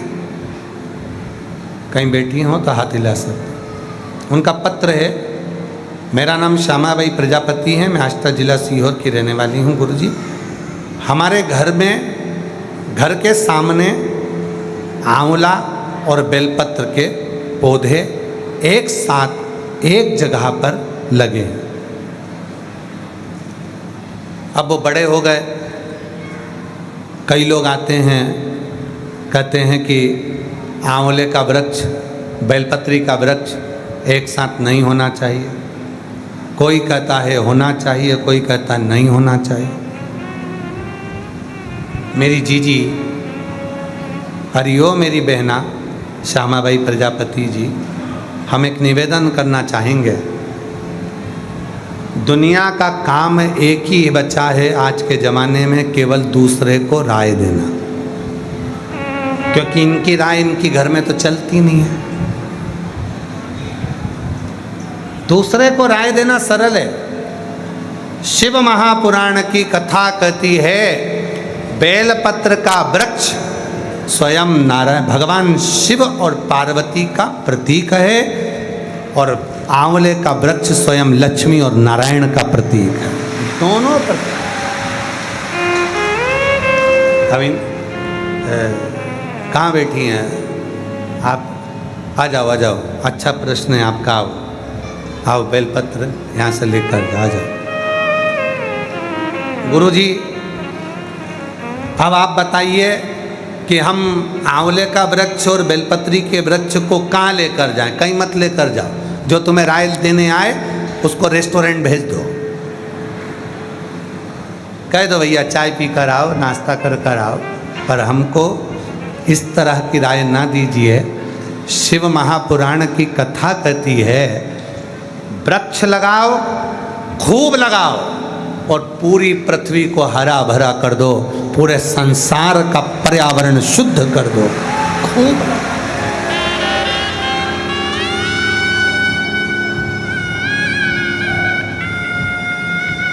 वृक्ष काटने से अच्छा है अपने गंदे विचारों को काटो।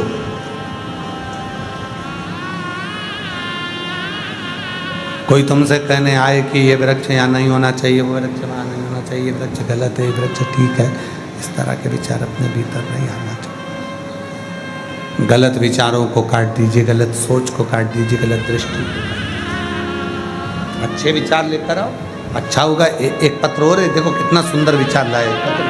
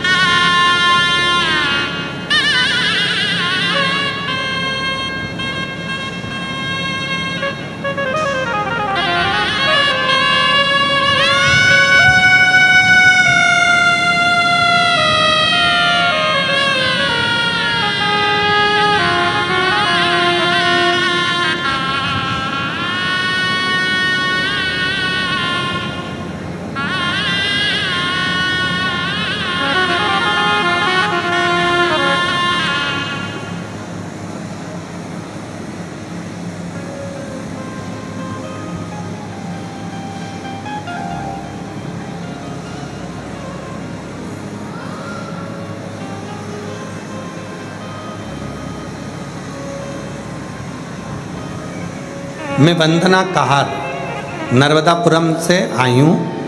मेरी 3 बेटियाँ हैं और मेरी मंझली लड़की जो है बचपन से सुन और बोल नहीं पाती थी, ना बोलती है ना सुनती। तब आवाज़ सेट करो भाई, आवाज़ बहुत गला पकड़ रहा है। मंझली लड़की ना तो बोल पाती है ना सुन पाती है। हम बहुत परेशान हो गए थे। तब आपकी कथा के बारे में सुना और 1 लोटा जल चढ़ाना प्रारंभ किया। हम सीहोर आए, यहाँ से रुद्राक्ष लेकर गए और वो रुद्राक्ष पानी के लोटे में गलाकर शिव जी को चढ़ाना प्रारंभ कर, चढ़ा हुआ जल अपनी बेटी को भी देना प्रारंभ करा।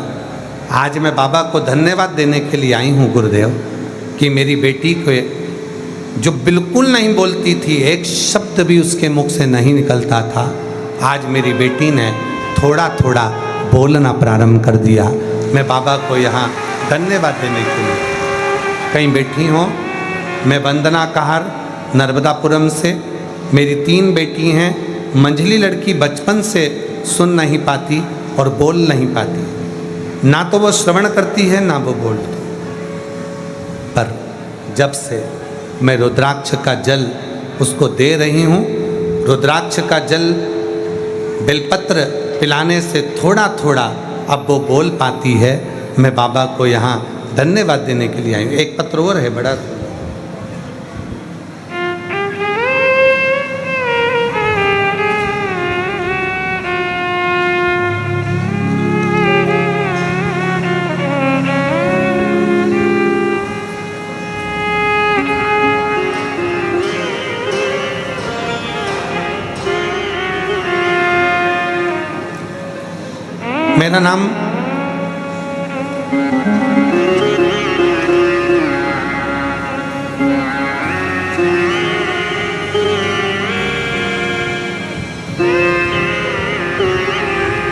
मेरा नाम पार्वती साहू है। मैं ग्राम पोटिया कला, जिला दुर्ग, छत्तीसगढ़ से आई हूँ। कहीं बैठी हों तो हाथ हिला सकती हैं। अगर बैठी हों, आप ही हैं, आ जाइए, आ जाओ। मेरा नाम पार्वती साहू है, ग्राम पोटिया कला, जिला दुर्ग की रहने वाली हूँ। मेरा जीवन बहुत कष्ट भर था। मैं 1 लोटा जल का क्या वर्णन करूँ गुरुदेव। पंडाल में बैठकर कथा सुनने का महत्व क्या बताऊँ। 6 साल से आपसे जुड़ी हूँ, तब से बाबा ने मेरा हाथ थाम लिया। गुरुदेव, मेरे पति की भी तबीयत खराब हुई, शेष नारायण साहू जी की। हमने बाबा से प्रार्थना करी और बाबा की कृपा से मेरे पति की स्वास्थ्य भी ठीक हुआ। गुरुदेव, मेरी बड़ी बेटी जो 26 साल की है गुरुजी, वो जन्म से ही मानसिक विकलांग है। अच्छे से ना वो बोल पाती थी, ना चल पाती थी, ना अपना कोई काम कर पाती थी। एक जगह पर वो बैठी रहती, सोती। 26 साल की मेरी बेटी ना तो कहीं जाती ना आती, शरीर काम नहीं करता, मानसिक विकलांग, ना बोल पाती, ना समझ पाती, ना अपना काम स्वयं कर पाती। तब मैंने किसी के मुख से सुना था, सियोर वाला बाबा कथा कहता है, वो सुनाओ। मैंने अपनी बेटी को कथा सुनाना प्रारंभ करा। सीहोर आ गई, बाबा का रुद्राक्ष लेकर गई, उसका जल पिलाना शुरू किया और धीरे धीरे उसमें सुधार हो रहा है। आज बाबा की कृपा से वो अपना काम स्वयं करती है और मुख से बोलती भी है। और आज 26 साल की मेरी बेटी, जो 26 साल तक अपना काम नहीं कर पाई, 26 साल तक अपने शरीर का भी ध्यान नहीं रख पाई, आज वो बाबा की कृपा से बोलती भी थोड़ा और अपना काम स्वयं करती है। बाबा, मैंने अपनी बेटी के स्वास्थ्य के लिए पशुपति व्रत भी किया था और आज बाबा की कृपा से मैं बाबा को धन्यवाद करने के लिए यहाँ आई हूँ कि आज बाबा ने मेरी बेटी को थोड़ा ठीक कर दिया। मैं प्रणाम करूँ, शिव को नमः। आ जाओ।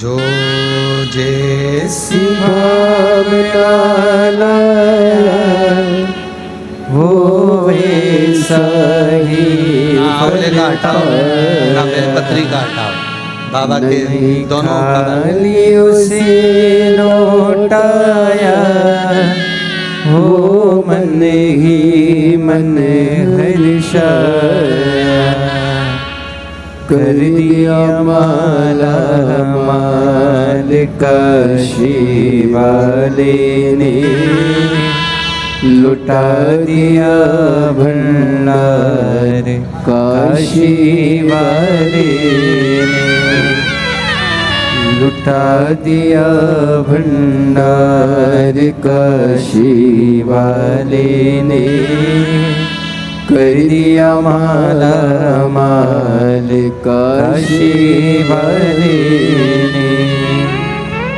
कर दिया माल काशी वाले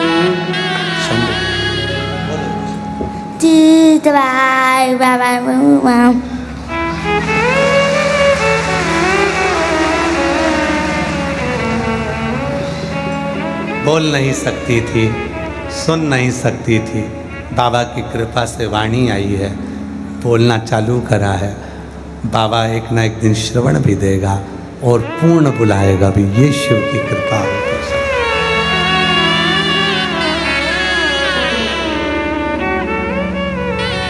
मांगा है भोलेनाथ से वरदान एक ही,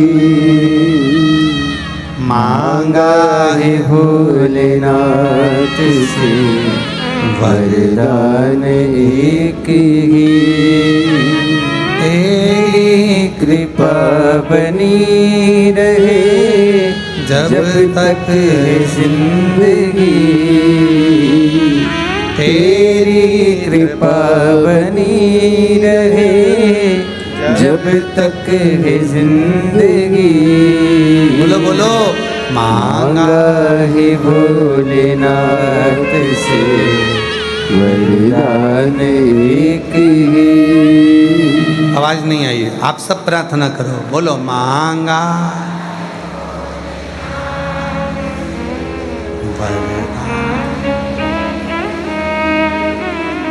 मांगा है भोलेनाथ,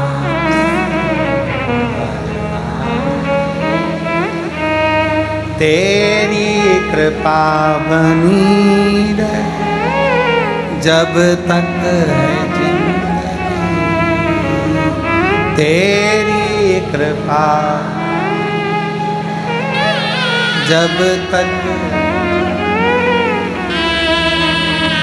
मांगा है भोलेनाथ से वरदान एक ही, मांगा है भोलेनाथ से वरदान एक ही,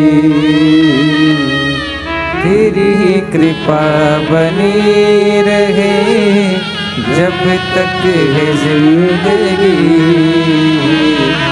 तेरी कृपा बनी रहे जब तक है जिंदगी।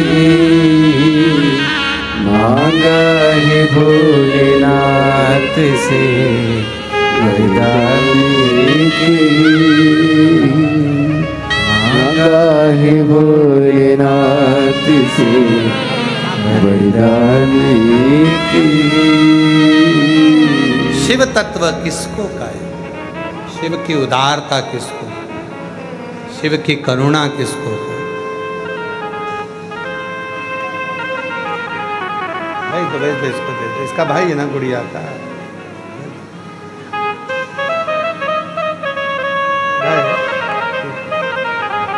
शंभू की कृपा किसको कहे, शिव की उदारता किसको।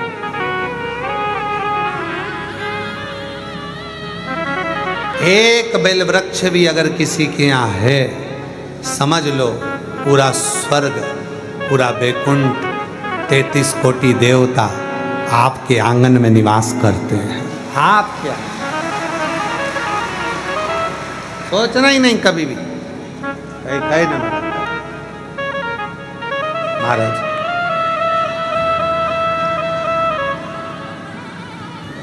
लिंग पुराण को पढ़िएगा कभी और नर्मदा पुराण का अध्ययन करिएगा। शिव महापुराण को जरा गहनता से पढ़िएगा। बेल वृक्ष की महत्वता को जब आप पढ़ेंगे उसमें वर्णन आता है, जिसके आंगन में 7 बेलपत्र के वृक्ष होते हैं, सोमनाथ उसी के भवन में निवास करते हैं। कहीं 9 बेलपत्र का वृक्ष हो, वहां स्वयं मल्लिकार्जुन का निवास होता है।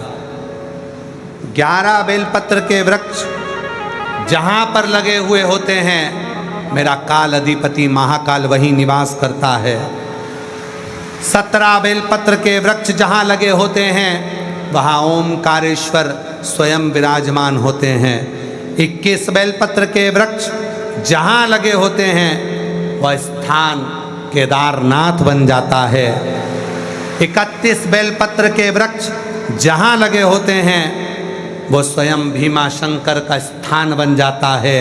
और जहां बेलपत्र की वाटिका होती है, 108 बेलपत्र के वृक्ष लगे होते हैं, वो स्वयं काशी विश्वनाथ का स्थान काशी बन जाता है। वो काशी है।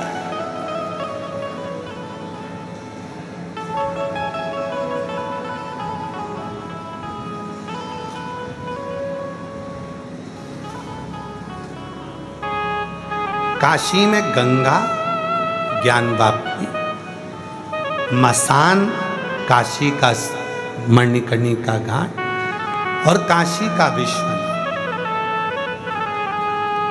बेलपत्र के वृक्ष जहाँ आप कुबेरेश्वर धाम आते हो तो ये सब चीज़ों का दर्शन आपको होगा। सामने बेलवाटिका, अंदर जाओगे तो बेलपत्र के वृक्ष, पीछे बटकेश्वर पर जाओगे तो उसके पीछे बेलपत्र के वृक्ष। पूरे कुबेरेश्वर धाम में चारों तरफ बेलपत्री के वृक्ष लगे हुए। आप दर्शन करेंगे, कुछ वृक्ष छोटे हैं, कुछ बड़े हैं। जैसे काशी में शमशान लगा हुआ है, वैसे कुबेरेश्वर धाम पर पीछे की ओर शमशान बना हुआ।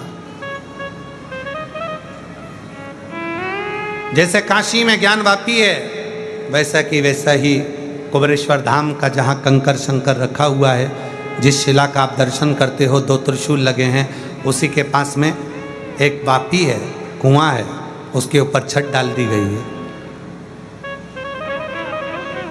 वो ज्ञान वापी का ही।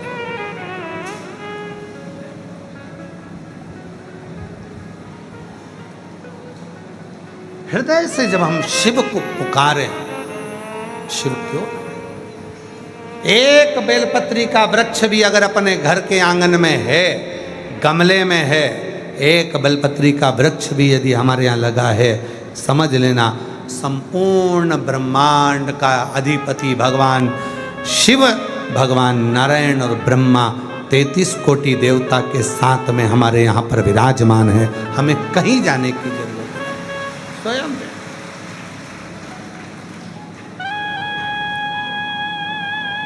कहाँ जाए। कभी आप लोगों का मन हुआ करे ना कि मुझे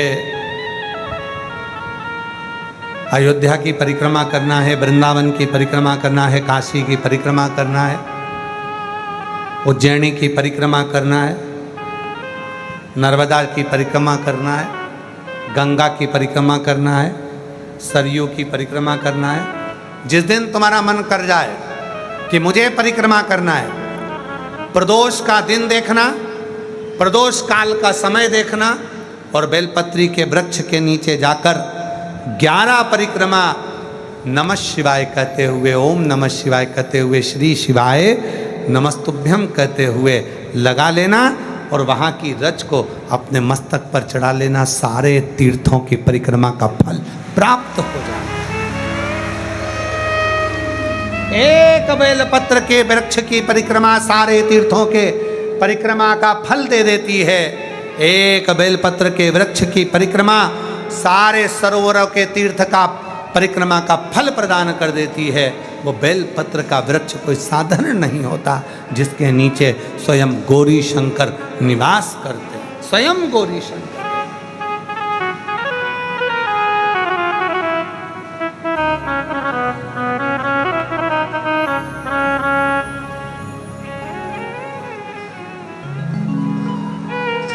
तेरी बिगड़ी बना देगी शरण रज काशी वाले की। तेरी बिगड़ी बना देगी शरण रज काशी वाले की। तुझे अपना बना लेगी शरण रज काशी वाले की। तुझे अपना बना लेगी शरण रज काशी वाले की। तेरी बिगड़ी बना देगी शरण रज काशी वाले की। तेरी बिगड़ी बना देगी शरण रज काशी वाले की। तुझे अपना बना लेगी शरण रज बोलो बोलो काशी वाले की। तुझे अपना बना लेगी शरण रज काशी वाले की। तो बस एक बार श्रद्धा से लगा कर देख मस्तक पर। तो बस एक बार श्रद्धा से लगा कर देख मस्तक पर। सोई किस्मत जगा देगी शरण रज काशी वाले की। सोई किस्मत जगा देगी शरण रज काशी वाले की। सोई किस्मत जगा देगी शरण रज काशी वाले की। तेरी बिगड़ी बना देगी शरण रज काशी वाले की। तेरी बिगड़ी बना देगी शरण रज काशी वाले की।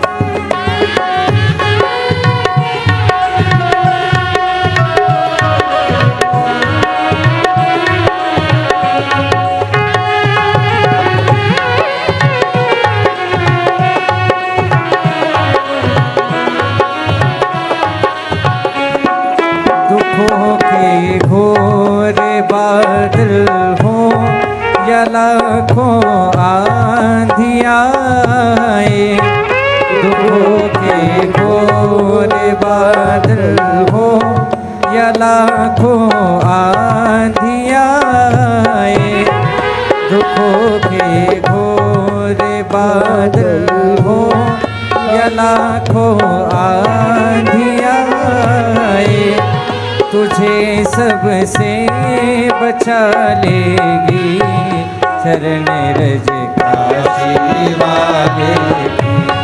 तुझे सबसे बचा लेगी, चरण रज काशी वाले की। तेरी बिगड़ी बना देगी, चरण रज काशी वाले की। तेरी बिगड़ी बना लेगी, चरण रज काशी वाले की। तेरी बिगड़ी बना देगी, चरण रज काशी वाले की। तेरी बिगड़ी बना देगी, चरण रज काशी वाले की। सोई किस्मत जगा देगी, चरण रज काशी वाले की। सोई किस्मत जगा देगी, चरण रज काशी वाले की। शिव शंकर भोले शंकर, शिव शंकर भोले शंकर, शिव शंकर भोले शंकर, शिव शंकर भोले शंकर, शिव शंकर भोले शंकर, शिव शंकर भोले शिव शंकर भोले शंकर, शिव शंकर भोले शंकर, शिव शंकर भोले शंकर, शिव शंकर भोले शंकर, शिव शंकर भोले शिव शंकर भोले शंकर, शिव शंकर भोले शंकर, शिव शंकर भोले शंकर, शिव शंकर भोले शंकर।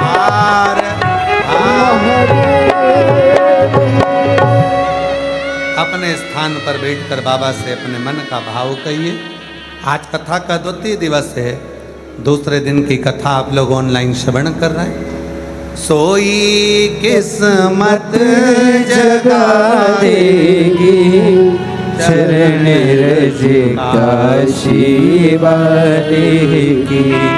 तेरी बिगड़ी बना देगी, चरण रज काशी वाले की। कंकर शंकर की भूमि पर बैठकर बाबा को अपने मन का भाव कहने का मौका मिला। हृदय से बाबा को अपने मन की बात कहिए, दिल से प्रार्थना करिए, निवेदन करिए, विनय करिए। बाबा को अपने मन का भाव जहाँ जगह मिले वहाँ बैठकर शिव से अपने मन का भाव कहकर प्रार्थना करें।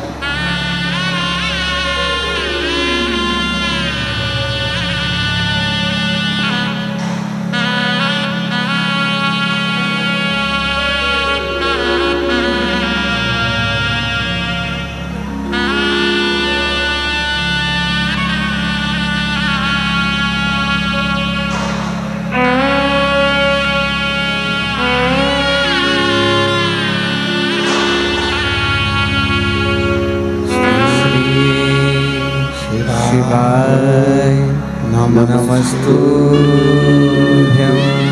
श्री शिवाय नमस्तुभ्यं। श्री शिवाय नमस्तुभ्यं। श्री शिवाय नमस्तुभ्यं। श्री शिवाय नमस्तुभ्यं। श्री शिवाय नमस्तुभ्यं। भोला सब दुख काटो हमारा, भोला सब दुख काटो हमारा। शंकर जपो तेरी माला, भोले बाबा जपो तेरी माला। भोला सब दुख काटो हमारा, ओ भोला सब दुख काटो हमारा। मंगल मंगल करी देश है मंगल मंगलकारी शमशान निवासी हमारा, शमशान निवासी हमारा ओ भोला, सब दुख काटो हमारा ओ भोला, सब दुख काटो हमारा।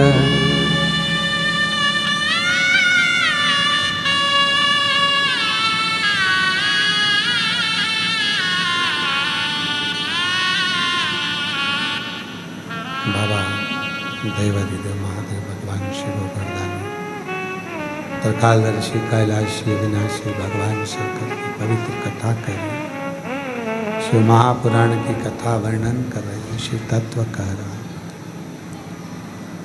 दारुक नाम के असुर की एक कथा रही है।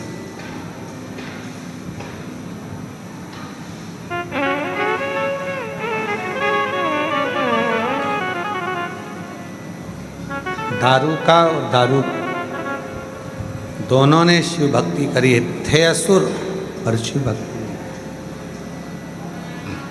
भगवान शंकर की विरल भक्ति को धारण करते।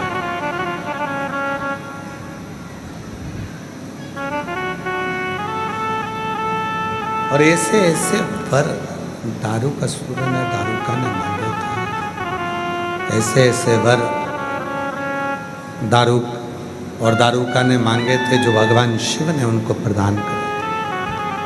ऐसे ही नागेश्वर ज्योतिर्लिंग की स्थापना नहीं हो जाती।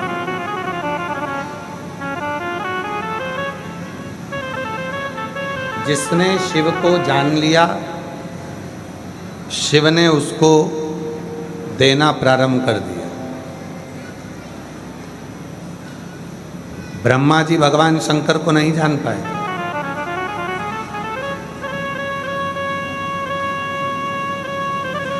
संपूर्ण ब्रह्मदेव ने हमेशा बस भगवान शिव की परीक्षा ही लेना चाहिए। संसार में और परिवार में कई लोग ऐसे हैं जो भगवान शंकर की केवल परीक्षा लेना जानते हैं। तुम सीहोर वाला महाराज जी की कथा सुनती हो, क्या ऐसा हो जाएगा? जल चढ़ाओगी तो उससे ऐसा हो जाएगा? पशुपति व्रत करेंगे तो उससे ऐसा हो जाएगा? अरे भाई, परीक्षा लेना बंद कर और परमात्मा को प्रसन्न करना प्रारंभ कर, फिर दुनिया का जो मांगेगा वो सब कुछ तेरा हो जाएगा। ब्रह्मा जी ने परीक्षा ली तो भगवान शंकर ने अर्धनारीश्वर स्वरूप का रूप धरकर ब्रह्मा जी को दर्शन दिया। भगवान अर्धनारीश्वर स्वरूप में ब्रह्मदेव को दर्शन दिया। भगवान अर्धनारीश्वर पधार रहे हैं, जोरदार ताली बजाकर स्वागत करें। बोल अर्धनारीश्वर भगवान की जय। अर्धनारीश्वर स्वरूप का दर्शन शिव और शक्ति, शिव और शक्ति दोनों का स्वरूप का दर्शन अर्धनारीश्वर स्वरूप ब्रह्मा जी के मन में आ गया। फिर भी ब्रह्मा जी ने झूठ बोला, तब शिव जी ने काल भैरव को प्रकट कर ब्रह्मा जी के सिर को कटवाया। कटा हुआ सिर बट का वृक्ष बन गया। शिव जी उसके नीचे विराजमान होकर बटकेश्वर महादेव के रूप में विराजमान हो गए। वीडियोस बनाने हैं, फिल्मोरा है ना,